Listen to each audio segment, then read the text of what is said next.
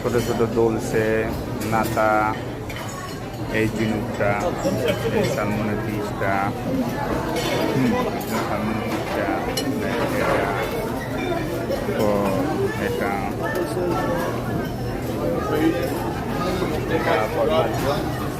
এটা এই যে অলিভ, এটা খুব একটা মজার জিনিস, ছোটো শসা ভিনেগার দেওয়া।